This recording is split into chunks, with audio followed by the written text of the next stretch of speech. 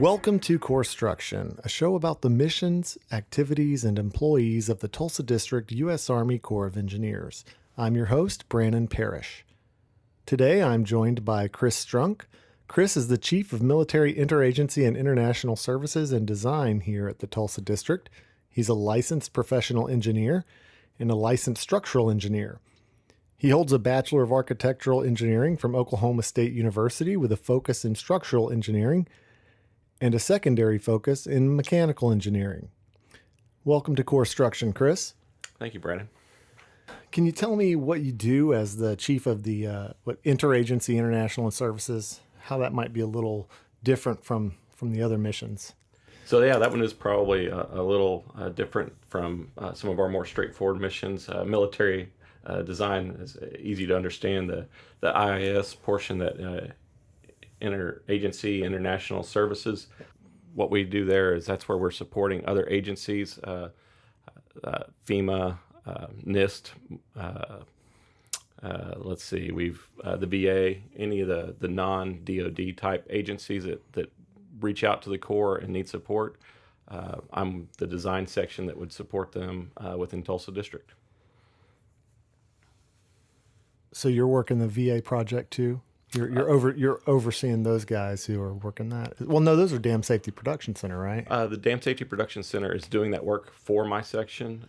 We're over those projects, so it's kind of like when we outsource work to an AE or to a contracted work. Instead of going outside the Corps, we went to the DSPC to assist us on two of the projects at the VA in Muskogee, the Lower Hillside, and more recently being that one, and then the Upper Hillside stabilization that they did a few years back. Okay, so you came to the Corps, you came to the Tulsa District in 2009, that's right? Yeah, that's correct. I joined July of 2009, so it's just been over, 11 years? 11 years, yeah. Yeah. And so tell me, with that, was that right out of college? Well, you did some work right out of college for some. My professional career started in about '98. I was attending Oklahoma State. I started interning over holiday breaks and over the summer at Wallace Engineering here in Tulsa, and then I worked there through about 2005, and then I joined Phillips Slaughter Rose, a local design build firm, before joining the Corps in 2009. So I've worked for two private sector firms, one large structural engineering company and one design build company before coming to the Corps. And so one of the reasons that we had you on today was because we were going to talk about your deployment to Florida. But before we get into that, how many other deployments have you been on since you've been here as a civilian? As a civilian with the Corps, a few. I'm part of the structural specialist cadre. It's an urban search and rescue group that the Corps is responsible for maintaining and training under ESF 9 with FEMA. It's under that type of deployment as a PRT or a response team. I've deployed most recently to Ridgecrest earthquake out in California, Hurricane Henry in Texas. And then most recently, the Champlain Tower Collapse in Surfside, Florida. What kind of work do you guys do as far as like when they request a structural engineer to go out there for and you said ESF 9, that's the emergency system framework, emergency response system framework, something Yes. like that, right? Most of the Corps is probably more familiar with the EOC type work that we do in-house with the ESF 3 missions. ESF 9 is the urban search and rescue, and that's a FEMA-led response team, but the Corps has the responsibility of training, like I said, the structural engineers that are part of those teams. Those are large teams. There's several large federal teams. And then states also have teams. Oklahoma, by the way, has two state teams, Oklahoma 1 and Oklahoma 2. Each of those has 6 structural engineers that have been trained. And we train all of them, whether they're Corps employees or whether they're private engineers that are one of the state teams or one of the federal teams. We do that out of Moffett Field out in California at Ames Research Facility. It's an older NASA installation. But what we do as part of that team is we help, what we like to say is we help make it safer for the rescuers. We're there to provide our expertise in buildings and unfortunately, most often building collapse to help identify access paths or routes that the rescuers can get in and hopefully rescue victims. And after rescue, as it moved into recovery, we kind of maintain that same mission where we're there to provide guidance on how to basically take apart a damaged structure. What are you looking for when you're trying to identify a safe path, or what type of indicators are out there that would tell you, hey, this is safe or this isn't safe?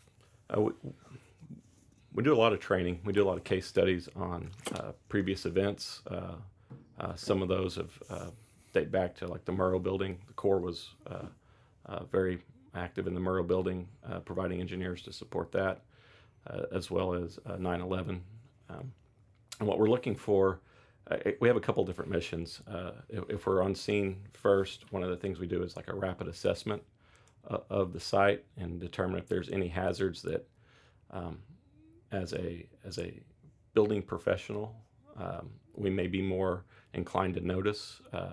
Those could be like overhead hanging things that may fall and hurt someone that as they're trying to approach and breach into a damaged building. Or it could be something about based on our knowledge of how the framework, as a structural engineer, how the framework of a building works, that we can provide some guidance on where are better paths of access and egress, where most likely the stairwells were, the hallways are. Most buildings have a typical kind of template, and if we don't have the drawings, you kind of have to use your professional knowledge of how things are laid out, and we then provide that to the rescuers and say, well, like the Champlain Tower, this is an apartment complex, so typical apartments are laid out. You've got an entryway, maybe a kitchenette or a dining area, and then an apartment, depending on how many rooms obviously are in the apartments. And so once you kind of figure out what that layout is, you can start doing your excavation and access work by the rescuers to try and get in and, like I said, and get those victims that may be trapped. What we're specifically looking for, like areas of refuge, where if there's a place that it's more likely that someone would have gone to. And a lot of our case history is based off of the earthquakes that we've experienced in the U.S. and foreign countries as well. We see a type of buildings and how they behave, whether they're steel or concrete, masonry or wood. Each of those has their own kind of typical design and detailing, and that's what we bring to the team as our experience there. What we also do a lot of, in what Champlain and Florida was it's called monitoring, which sounds like we just sit there and watch, and it's a little more in depth than that. What we're doing is we're looking for active hazards, like if anyone saw pictures of that building, a large portion of it collapsed over the middle of the night, but there was still a piece standing, and that one was really troublesome in that no one knew why it collapsed. I mean, the building had been around for 40 plus years. And so if you're looking at a building that's like, I'll compare it to the Murrah building where you had a partial collapse in a standing structure. Well, we knew why that building collapsed. It was attacked, and once that explosive had gone off, you could figure out why did it fail where it did. With Champlain, they're still researching now on why it collapsed and why it failed. So there's a lot of unknowns about it. If we're in an earthquake type response, an earthquake struck, the movement of the building itself could have caused the collapse. So you kind of know what you're going into. With Champlain, we didn't. So you still had a large high-rise standing partially, and so there's a lot of debris hanging out of that building. It was concrete, and so one of our first tasks when we got on site was to get out our total stations, which is a piece of surveying equipment, and use it to monitor the portions of the building that were still standing to make sure that it wasn't moving, or that there wasn't like a large piece that was going to maybe slide off and injure someone down below as they were trying to begin those early recovery efforts. Yeah. Have you looked at any of the photos that we have here of the Murrah building that some of the engineers took when they were out there? Yes, I have.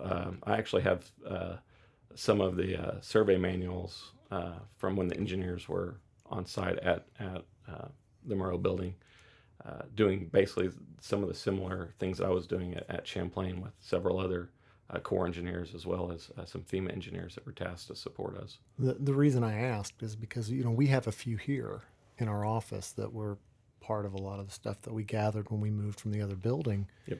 And obviously it's a completely different scenario, but when you look at the facade, how the building is gone and it looks cut in half, and it reminds me of those photos, what you saw at Champlain, the images, and obviously it's a different, the whole thing was a different reason and everything, but it was just weird how that part that was standing, it just reminded me of some of those photos. Yeah, growing up in Oklahoma, I'm very familiar with the Murrah building.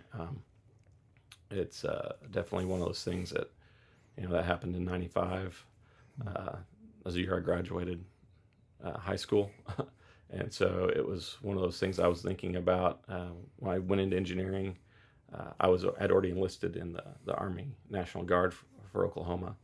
And at the time I was an EMT and a first responder. And so it was definitely something that I think was a time in my life that affected the future. And now looking back on it, you're right, there are some real similarities. And talking with the other engineers, because we had some who responded to Champlain, who had been both at Murrah as a structure specialist, working as an engineer. They would have been pretty new at that time, I would imagine. It was. Yeah. The new FEMA system had, I believe, had been revamped in like '94, and the Murrah building was like one of the first instances of a large-scale response with the current framework, with the FEMA teams that we now are more familiar with.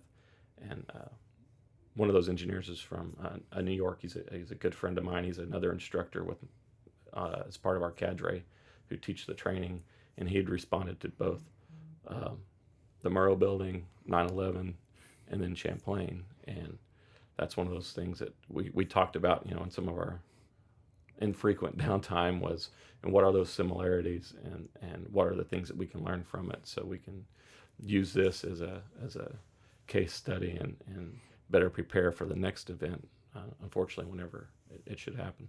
So you guys have a proverbial sort of overwatch role too in structural. You're watching the building, looking for weak spots where potential items might fall, like you were saying, or I don't know, where rubble or something might move. When I know you got like the call pretty quick that you were probably going to have to go, or that you were going to be asked to go, like, was it the next day or the day after? I think it was like the 24th, and then you said you got the call like the 25th or something. I got the call from our headquarters program manager on the 25th that initially it looked like there was going to be enough FEMA resources that we likely wouldn't be called in to augment them. Like I said, they have 3 to 6 engineers generally on their team, and it looked like at first that they had enough, so we were monitoring it, and the program manager actually deployed via headquarters to basically start that fact finding for future case studies. So he was on site and working with the IST, the incident support team that FEMA sends in to help augment the local incident command.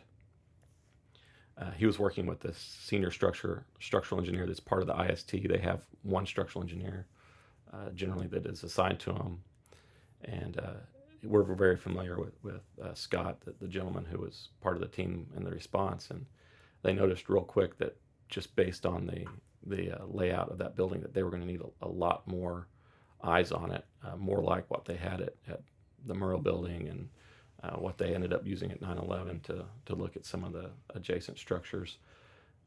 So the call was put out, and a mission assignment ended up coming about a week later.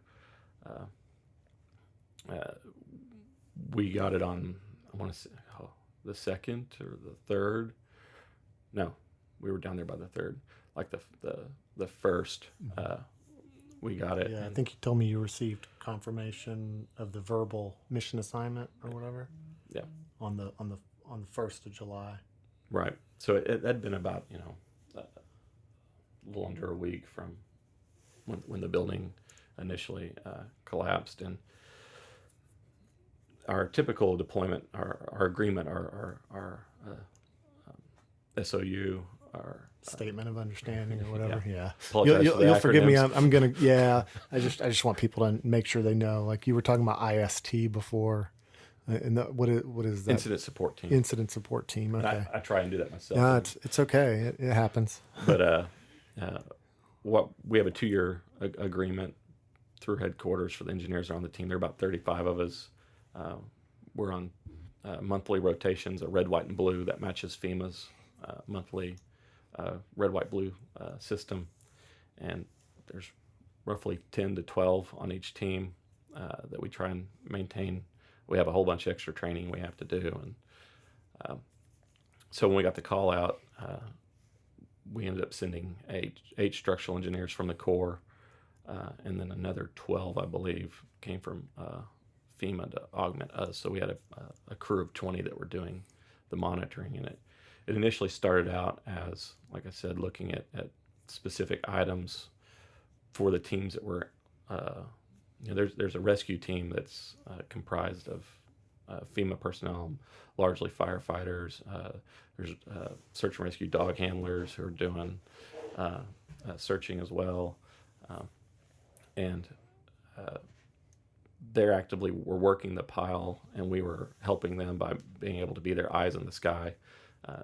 The Champlain complex, the way it was set up, that building had two large condominiums, one on the north and one on the south, and we'd gotten access to the 6th and 3rd floors of those buildings, and so we'd set up on the balconies and were able to look down and provide that oversight, overwatch.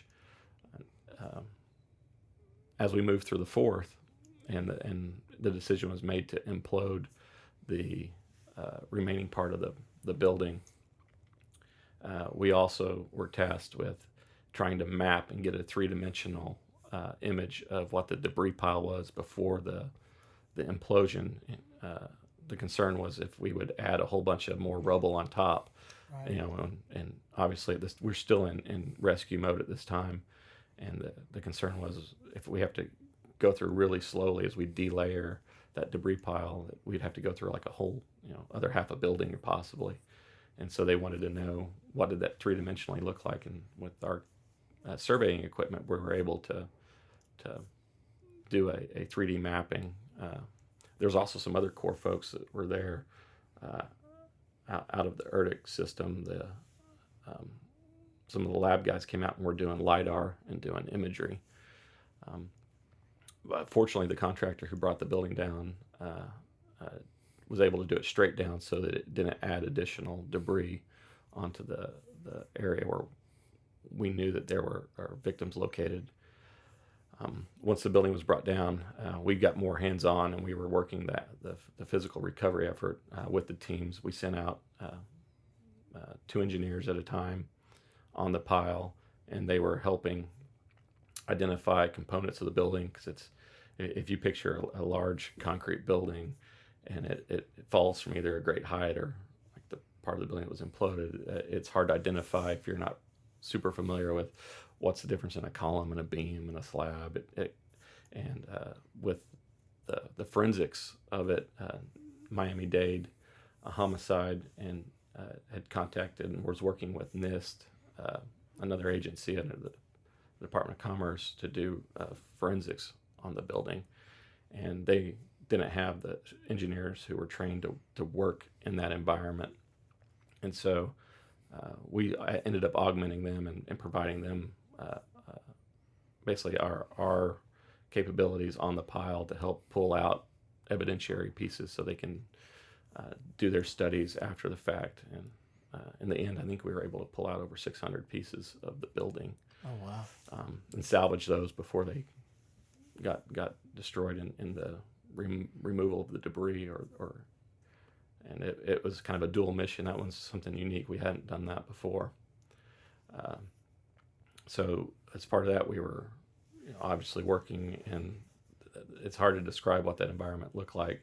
A whole lot of concrete, a whole lot of dust, a lot of rebar. Obviously, it's apartments. You have everyone's contents that are in there, and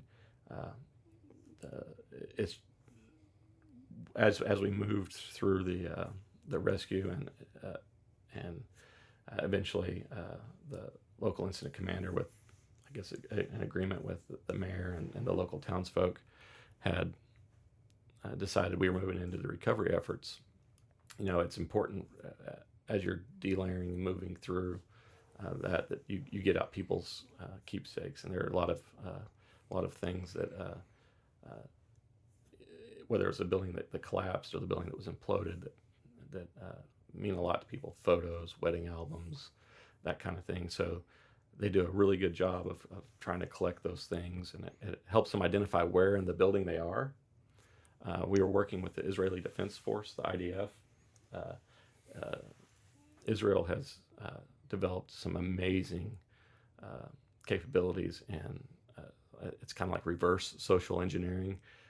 They did the studies to figure out who was in what apartments where, and they had a team back in Israel. We heard it was somewhere north of 20, maybe 30 people that were studying the imagery and studying the photos and stuff that we're pulling out and figuring out where we were in the building, who was likely to be in those apartments. And so if we found an apartment and we knew there may be, let's say, like an elderly couple, if there would be 2 or 3 or 4 people in there. So once we found one person, we're able to kind of think we knew where we were. We would know that we needed to keep looking in that area because there could be, like I said, up to 2, 3, 4 additional people.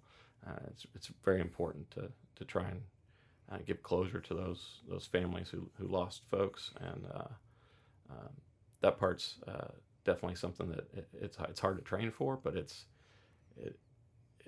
why we're there. We're there to rescue. We're there to help in the recovery efforts and to bring closure to all those that were impacted.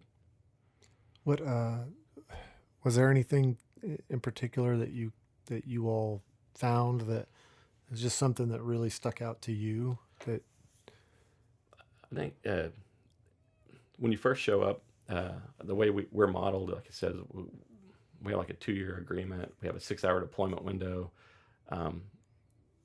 We initially think that we're going into it with like about a 7-day mission, and you're pretty much going to work the first 24 hours straight once you hit the ground. Yeah. I landed at 3:50 or something, and I went straight from the airport to the site, changed into my uniform outside, right. Walked in, got badged, reported to the building, and took over a monitoring station, and then worked through. I ended up managing and overseeing the day shift, which was noon to midnight roughly. And so that first couple of days, you're just like in this go. Right. You don't even probably have time to think about like anything outside or external. You don't. I don't think I called my wife or talked to any family back home for probably the first 4 or 5 days, just because you're literally living that. I mean, we were working some ridiculous hours, 16, 18 hours. I know one guy did something over 30, like before we could get everyone engaged and relief in. And then once you get past that, things kind of get into a rhythm, that's when you start. Like when I was working the pile, and it's we're in full PPE, right? So that's our personal protective equipment. Yeah. Oh, it's hot. Miami, Florida area, right? And so. There's a tropical storm moving through, so it's 90 plus humidity, 90 degrees. You're wearing fire rescue boots. You're wearing gloves, and we had to wear respirators due to the contaminants in the air. And so like I said, that first couple of days, you're just so into it that you're not really aware of some of this stuff. But after about 5 or 6 days, you start noticing smaller things. And I have little kids. I've got a 9 and a 6-year-old boys, and it was the Legos. Seeing like Legos. Yeah. Yeah. And it's when I start, and then you like, it's kind of like you start seeing the leaves in the forest, and you're no longer looking at the forest, and you really start looking, and you start seeing people's wedding books, and you start seeing photos, you start seeing, most people take pictures of things that are joyous in their life, right? Whether it's birthday parties or yeah, like anniversaries. A lot of the folks in this building were elderly, and it's seeing those things that you start thinking about, back home. You start thinking about your own, like, what if this was your family, and what if this was, and it gets to you. It gets really emotional. How do you mentally prepare for that day in and day out once you hit that point, how do you even decompress from something like that? I'm going to get this acronym wrong. You're probably going to have to look it up. Okay. It's CISM. It's Critical Incident Stress Management. Okay. So is there somebody there? So there are people there definitely with the FEMA teams. They bring in medical professionals. They got they got a lot of support to help the rescuers. The Corps itself, in headquarters, the lead for the CISM, that Critical Incident Stress Management group, is Command Surgeon Captain Janisco, and he came down towards the end of our deployment and sat down and went through with those and talked through some of what are those healthy stress relieving things, and how do you move back into it. And it's like doing these interviews, doing this. It's hard to describe the things that you go through unless you've been there. And he so what he reminds us is you've got these 19 other folks that you went through this with. All in all, I think there's over 50 something structural engineers total who participated in this, and whether they're on the state teams or the federal teams that responded, because we've trained with those guys and we trained them. We know a lot of them, and so we know that we can reach out to them. And the Corps guys that were on my shift, one's from Baltimore, one's from Salt Lake City, and we've talked a couple times since we've been back. How are things going? How's work? Obviously, always left in the middle of projects and construction, and fortunately, with the Corps, we've got a great team backing us. And so we had folks here back in Tulsa that were filling in for me. They had folks that were filling in for them. But it probably takes a week or so before you kind of get back into the groove. Yeah, and you were there for what, like 3 weeks, right? 3 weeks. Yeah, I stayed. So I deployed. Like I said, I ended up overseeing the daytime operations, that noon to midnight shift, because our program manager had deployed early, and he had been there about 4 or 5 days before the rest of us. He was working, like, I want to say, like 18-hour days every day, because he was trying to cover both shifts to manage. So he was doing like a swing shift between the two operating shifts. Once we transitioned from recovery into evidentiary support with NIST, as we closed out the project, I stayed an extra week, and I took over as the senior Corps guy, overseeing that mission. And I stayed for another 4 or 5 days until we brought in a relief team, which another engineer from Tulsa, Captain Grusing, ended up coming in on the relief team and helped close out and provided that. So I don't know if you're going to get to do another one of these, but Matt's perspective on that coming in and doing the relief might be interesting as well. I'll definitely reach out to him when he gets back. Now you were in the Guard too. Are you still in the National Guard? No, I got out in 2004. Okay, so had you deployed with them as well? Similar type events. As a combat medic for most of my 9 years. I have background in, like guess my MOS, if we want to go that deep, Yeah. it was 76 Juliet, which is medical supply logistics at first, and then I quickly transitioned over to a 91 Bravo, So you were a doc. which is a combat medic, and Yeah. then which I guess now is a 68 Whiskey. Okay. And yeah, and I think that's kind of why I have the skill set for some of this is my specialty. I was for most of my time I was with Charlie Company 700 Support, 45th Infantry here out of Oklahoma, and as a hospital unit, a lot of the time I was functioning as like a triage sergeant. Mm-hmm. So working outside the battalion or the support hospital as that like sorting, like that's kind of what we're doing here. We're triaging a building versus triaging People. So I think some of those skill sets I still take advantage of. And you have that same situation where you have like people who you were with when you were downrange or whatever, and Yep. you talk to them every once in a while and reach out, and you kind of lean on each other. I still do with a lot of those folks, whether it was medical missions that we did in Central America, or whether it was with some of the tornadoes that went through. Like, Were you in 99. Honduras? Were you Yeah. in Honduras? Yep. Joint Task Force Bravo? Yep. All right, me too. I actually, strange story there. That was when I decided to get engaged to my wife, and I ended up going to Tegucigalpa, Oh. and I met an expat who made an engagement ring for me, and I brought it back and asked my wife to marry me. That was while still in school. Did you fly into Tegus or out of Tegus? I think we flew out of it. Yeah. Was It's it? a very interesting landing. It is.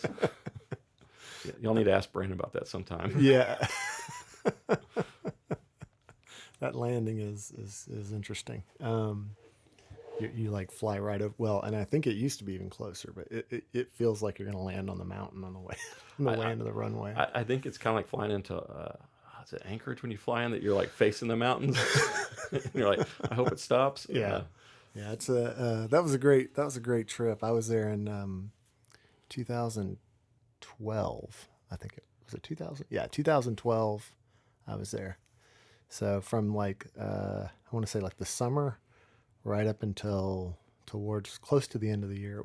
I think I came back before Christmas. Yeah, I came back just before Christmas. Yeah. Yeah, I was there in '99. Oh wow. Oh wow. So yeah, it's changed. I hope so, for the better. So when you saw, did you hear about the event from getting the phone call that you might deploy, or did you see it on the news? I know that's kind of a weird. Did you see it on the news? And I want to say the way I can't remember honestly if I saw it first or if I talked to Jeff, our program manager and lead structure specialist out of headquarters first. Okay. It's one of those things that we're constantly right. So I mentioned the three teams. The red team is on call in July. I'm the alternate team lead for the red team. So you get like a warning notice from EngLink saying, hey, your team's about to come up. Make sure you're either good to go or, if you need to sign out for some reason, if you're not going to be available. So we tend to pay attention to these kind of things because this is like the things that unfortunately that we have to respond to. And so it's definitely one of those things. I can't remember honestly now. I'd have to look up and see if Jeff called me first or if I called him to see, are you watching this? Does this look like something that we're going to have to respond to? And so it's definitely something that, because I've been doing this for years,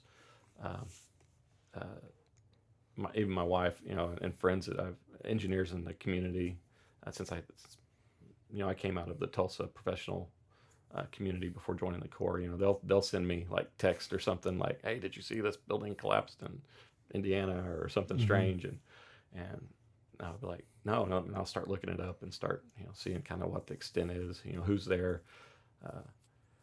Because it is such a small community, one of our instructors, I think he did as all engineers do, he likes to do math, and he figured out that most structural engineers are background is in civil engineering, and he's figured out that half of 1% of structural engineers are structure specialists, and so we are we're a very small segment of the profession, and we probably know like all 200 or 300 of us in the country. Oh, there's only about 200 or 300 of you in the country. Yeah, Wow. total. That's if you took every state team, Yeah. every, and we're all preparing for, if the next big earthquake in California, uh, the New Madrid, the Cascadia event, maybe in the Northwest, up in the Seattle area, up into Alaska, which it's definitely something that you're going to need that many engineers. If it took 50 of us to do building for 3 weeks, that's a good portion of you. Yeah. Yeah. What's it going to take when we're talking a large earthquake that maybe hits a housing community or some of the ones that have previously been in like California, where you have multiple buildings that need to be investigated. So when you get like either a text message or you see something on the news, and is that what's on your mind a lot of times? Is like, I wonder if if you see it on the news, have you seen something on the news happen, and then all of a sudden you turn around and you're like, there's your warning order in your text message, or letting you know that you're about to get something coming down in your text message, and you're like, oh, wow. Yeah. Fortunately, the type of events like Champlain, those are out of the blue. That collapsed in the middle of the night. Yeah, It's not like a hurricane or something where we see it and we're watching. Oh, is this going to be, is it going to be a 4 or a 5 or a 3? Is it going to hit where Miami or Charleston or New Orleans again or Houston? So those you have time to prepare for. Right. And FEMA does. They'll pre-deploy a team just like we do with the power team. We'll send out folks and they'll be waiting.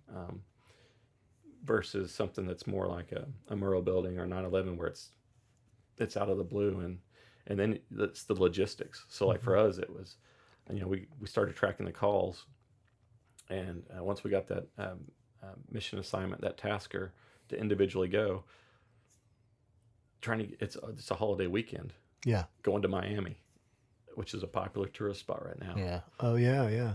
And so you had a delay because of probably the logistics. And we had a couple of us had delays in getting there by almost a day with just trying to get flights. Yeah. And then with the reduced flights now, and if they have any inclement weather in between where you're trying to go versus where you're leaving, it can cause further delays.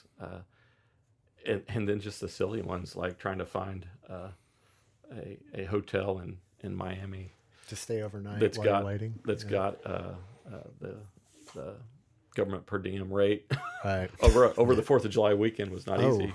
I bet, we were very fortunate in that Carnival, I believe it was Carnival, volunteered a cruise ship, and they had a cruise ship that was being renovated, that was docked, and so they brought a crew from like one next door to man it, and provided us 3 hot meals a day and a place to stay. Oh wow! It was being. So you stayed on the cruise ship?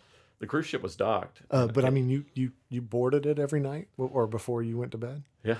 Wow. Which like I said, obviously you didn't get much time to like look around. You were just going to your room. Well, because it wasn't open, it wasn't staffed fully. Right. So it was pretty much just like having a small floating dorm room. Yeah. Did it sleep better when you did? It was nice having a place, a dedicated place to sleep. The fact that they were doing laundry for us, because you get amazingly dirty. I bet. Yeah. And I think, I don't know how many people were on the boat at one time, but there were definitely several hundred. There were bus loads that would rescue team people, different from different dogs. Yeah. It was great. Wow. So you had, which it brings some logistics into it for them, but that town is it's a little under 6,000 people from what I think that was the Surfside. Yeah. It's a little under suburb of Miami, Yeah. Did you get the sense that the community has come together pretty well? Or? Oh, absolutely. One of the amazing things So normally, the things that we deal with when we deploy is because we're a small element of the Corps. We're one of the smallest response teams out there. Right. We normally deploy in twos, fours, sixes. Uh, Outside of Haiti, where we sent large teams to help after that earthquake, and like I said, Oklahoma City and 9/11, there haven't been a whole lot of large deployments of our cadre. So we don't deploy with large support staff. Right. So we generally are either sleeping in vehicles or sleeping in what apartments we can find, or hotel rooms we're often sharing because we're on like night and day shifts. Right. So just making the best out of what you can. So when you show up and they had housing ready for us, the ship was ready. We just showed up.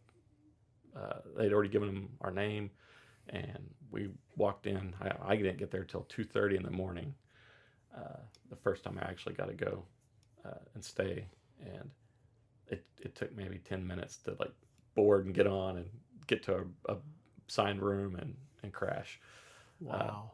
And then the other one was That's a big deal. Like that's really a big deal when you can get into a place and you don't have to spend a whole lot of time unpacking or trying to like, wait there. You can kind of like just go to your room, maybe take a shower and Yep. just fall on your bed and sleep. That is Yep. that is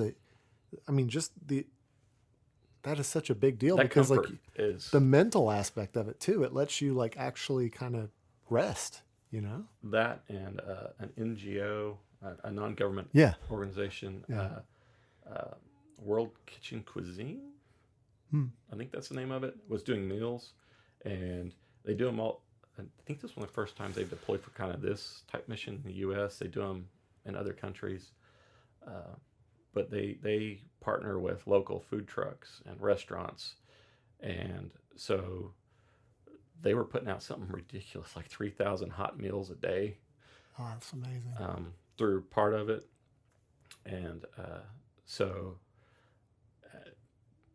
our basic necessities were taken care of, Yeah. and that takes a lot of the logistics out of not having on-site active support. We did have Jacksonville District was their EOC was how we Emergency Operation Command was how Yeah. we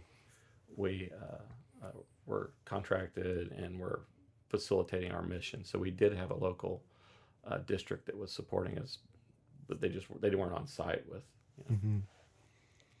So you were kind of reaching back to them. Well, how long were you there before you finally got to call your wife and kids and talk to them? I want to say I probably didn't call back until the fourth or fifth day. Okay. It was I know when it was. It was the 4th of July. Oh, okay. Because that was the day that they imploded the building that okay. night at like 10:40. Because everyone had to clear the site so they could do that. So we had to wait for the building to come down, and then for them to go in and make sure that there weren't any unexploded ordnances or anything before we could go back to work. So we had a few hours downtime, and that was the first time I'd talked to her. That's a whole nother animal too, isn't it? That whole like that where the guys that do the demolition of the building, yeah. because you have to know what all the stress points and it's a science and an art too. That is definitely a small group of contractors and professionals that do that work. I believe that the firm that did Champlain also did the Murrah building. Oh, okay. Wow. And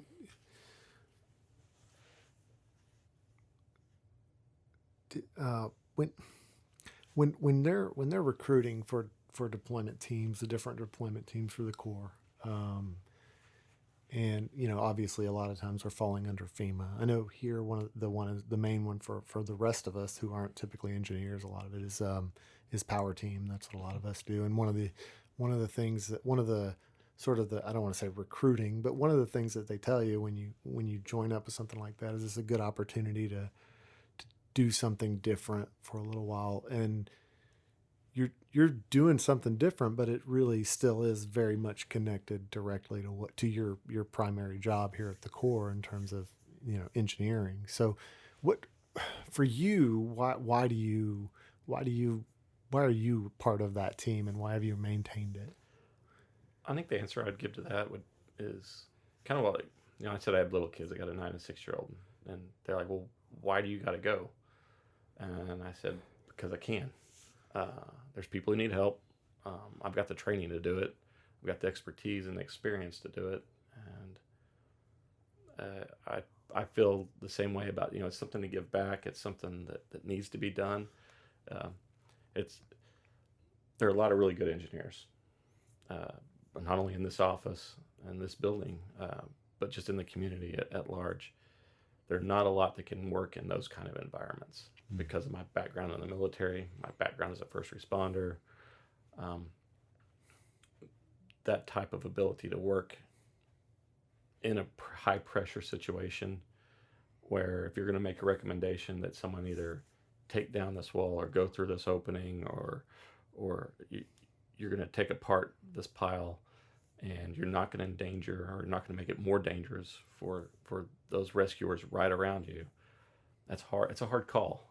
There's some that get the training, and then when they actually have to execute, it's a lot of pressure. If you're going to, okay, I'm going to pick up 10 15 tons of debris and it's not going to make it worse, or I'm going to tell someone that you need to go through this window instead of that door, or you need to avoid this, or the worst case would be if we're watching it and we think something's moving and we're going to clear the site. We're going to tell everyone to get back because something could happen. That's a lot of pressure.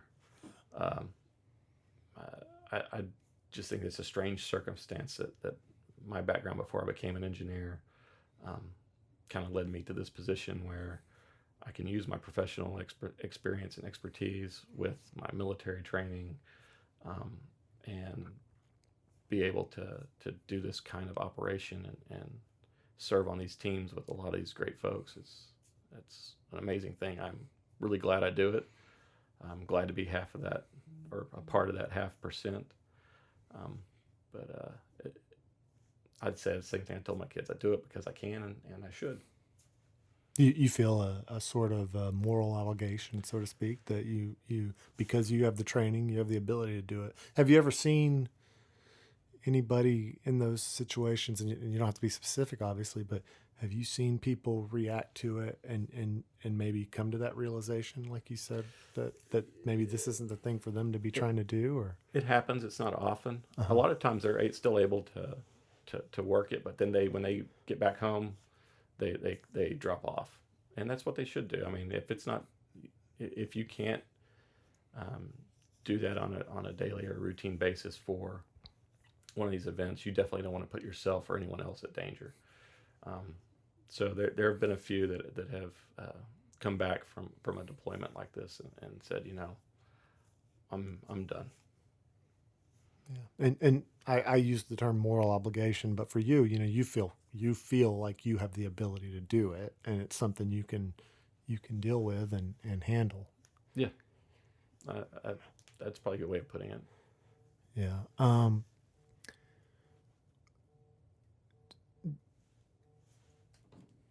What what are what do you think how I'm going to put this?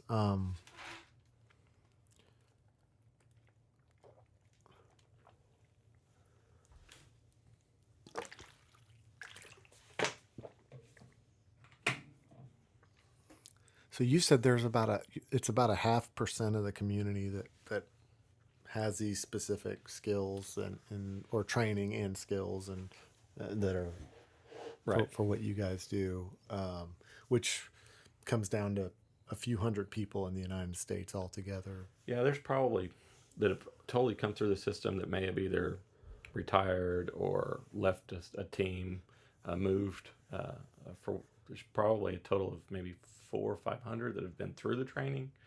There's probably another 200 to, like I said, 300 active.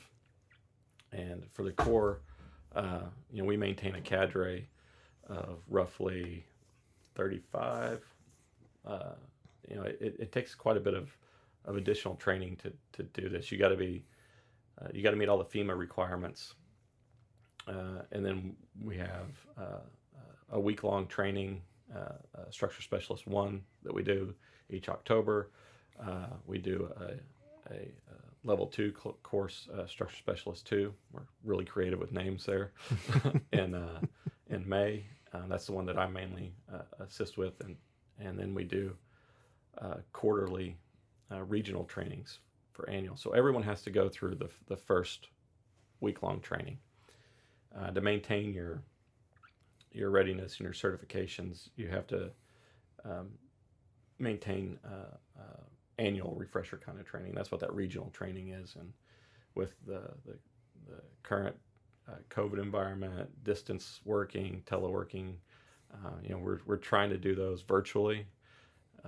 But like I said, part of that is, until people actually deploy, they don't know if they're going to be able to physically handle it. Well, some of that actually is physical. Trying to walk across a concrete rubble pile with this one had crushed cars in it and had large debris and rebar, and there's a lot of commotion going on as you got excavators working right next to you, saws and jackhammers and all kinds of equipment. So it's loud. Your feet are very unstable. There's some folks that don't have the physical dexterity to maneuver safely, and so part of the training is we work them through that, and we see how they physically can negotiate. We have rubble piles that we've set up that we use for training. A lot of it, although the Champlain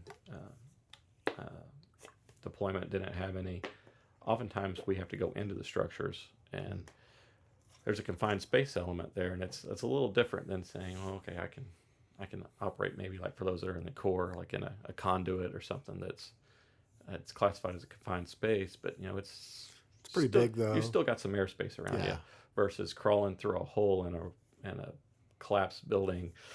Not much bigger than an HVAC. The smallest one I know I've crawled through that was simulated was I crawled through a standard filing cabinet drawer. Oh wow! And you fit through with a lot of effort. Wow. And so we do a lot of confined space training. We do firefighter training, not to put out fires, but low rescue and high angle rope training, so that if we need to, we can rig up and we can drop in via rope. We can be rescued by rope.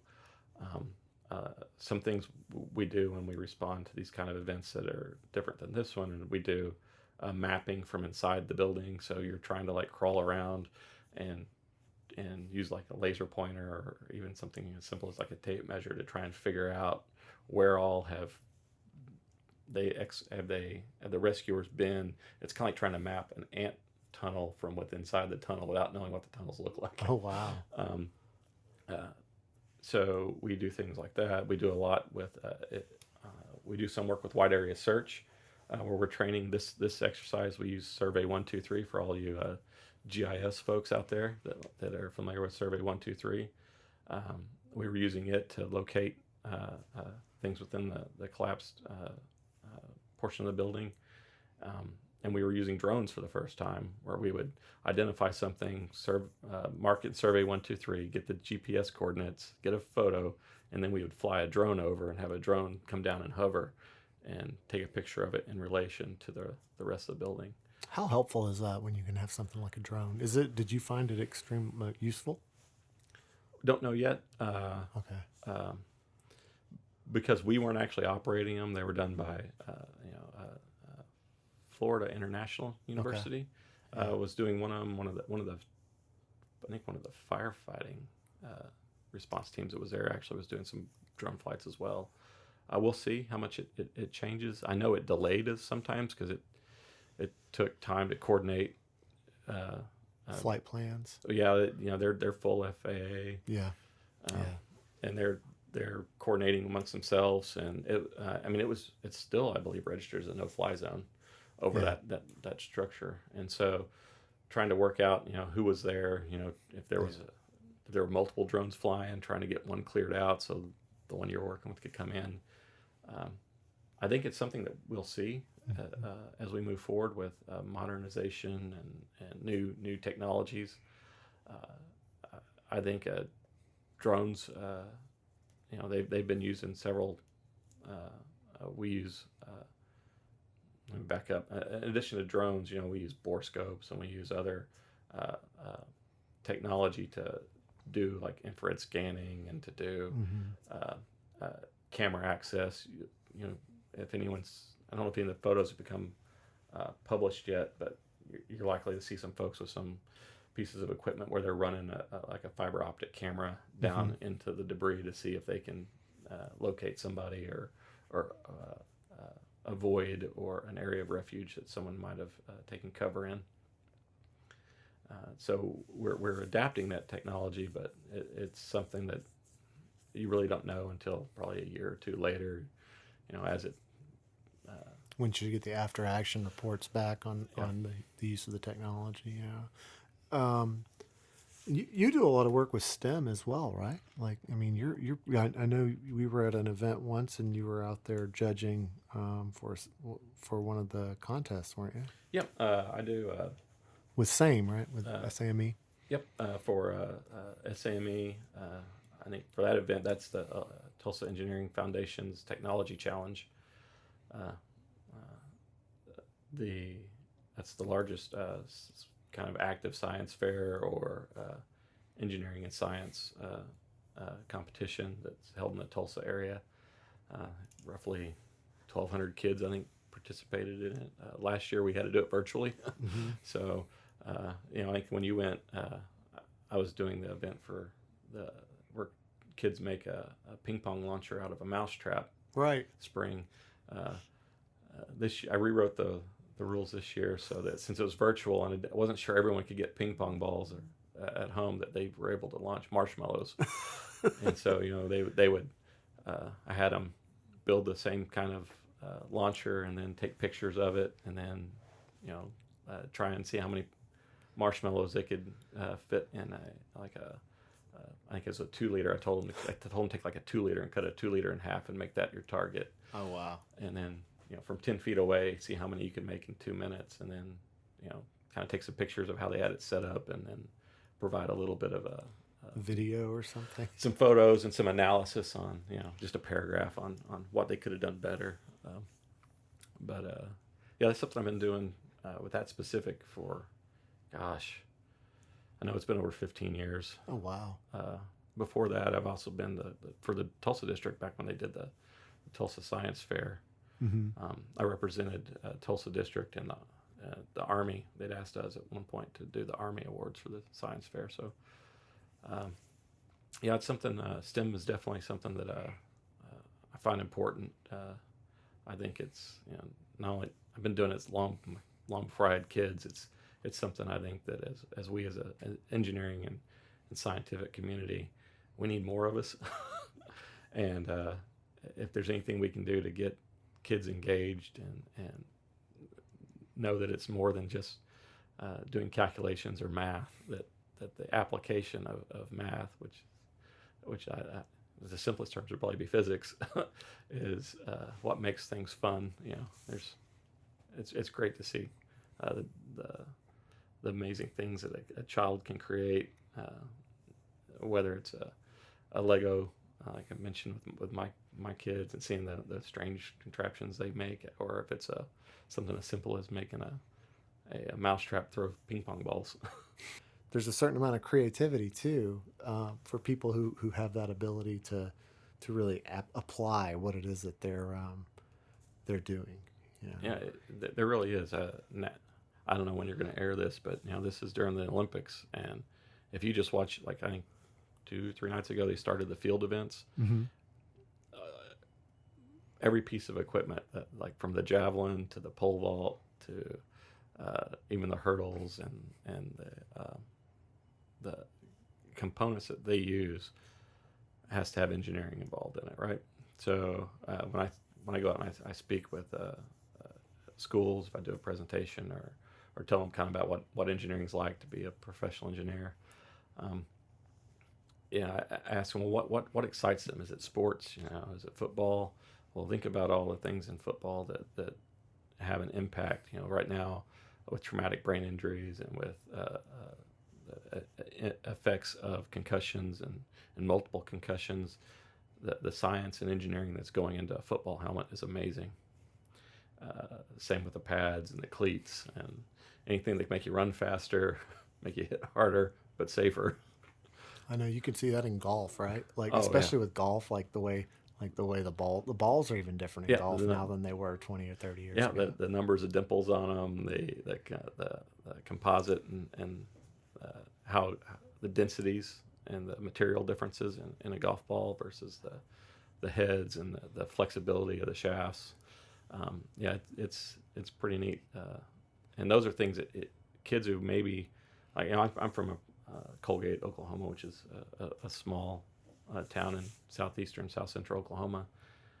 Not a lot of engineering going on there as a profession, but it's a ranching and a farming community, and there's a lot of tractors, and there really is engineering there. Mm-hmm. It's just not something that maybe your average high school or middle school student's going to see as engineering.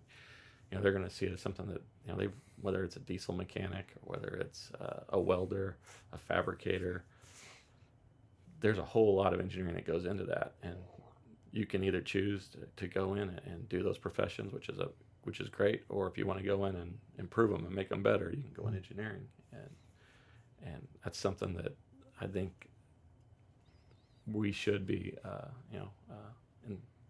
instilling in our kids and the next couple generations that, hey, engineering's just not sitting there doing reports and calculations. It's whether it's the search and rescue stuff, it's field application of engineering principles in a hostile environment, or whether it's developing a new sports component.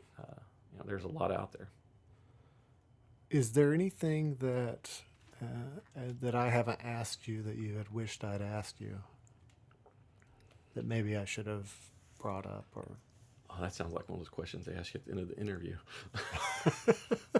I figured it was better. Is there anything you'd like to add? What should I have asked you that I didn't? Yeah, I think he asked a lot of good questions. I think this program is great. I think getting to know maybe beyond the surface level of what some of the folks here in the Corps are doing, whether it's from an operator at a Navlock, or whether it's someone in hydropower or environmental, one of the archaeologists.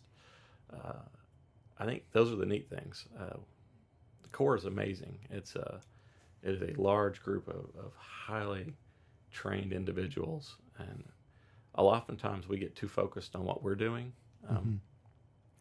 And sometimes it's neat to pull back and see kind of what I think some of the other folks are doing. So I hope someone out there enjoyed listening to me ramble on about this. Nah, wasn't rambling at all. I didn't think so. But I hope you keep doing these. I even like the ones that you've got put up on the monitors, where it's just a little, couple things, about this. I don't know if it's a spotlight or if the spotlights. Yeah. just that little window into someone's life is neat, especially now that a lot of people are teleworking, not that many people in the building. We don't see, I've probably only seen you 3 times in the last year. Not really. I don't, maybe twice since we were doing the building inspections for the COVID centers, because you headed up that team as well. Yeah. So yeah, I mean, I think I saw you where we all got together, and then I went out with Major Swain and his group, and I want to make sure I mention that, the town of Surfside, they have links on their website for people affected by the building collapse there. You can go to www.townofsurfsidefl, as in town of Surfside, Florida, .gov.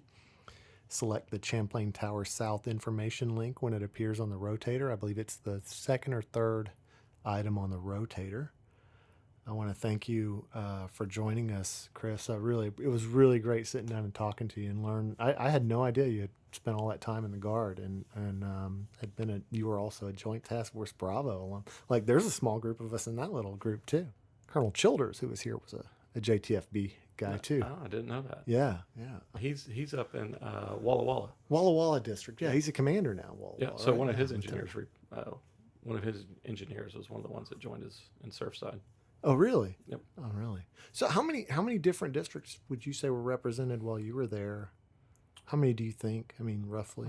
Walla Walla, Baltimore,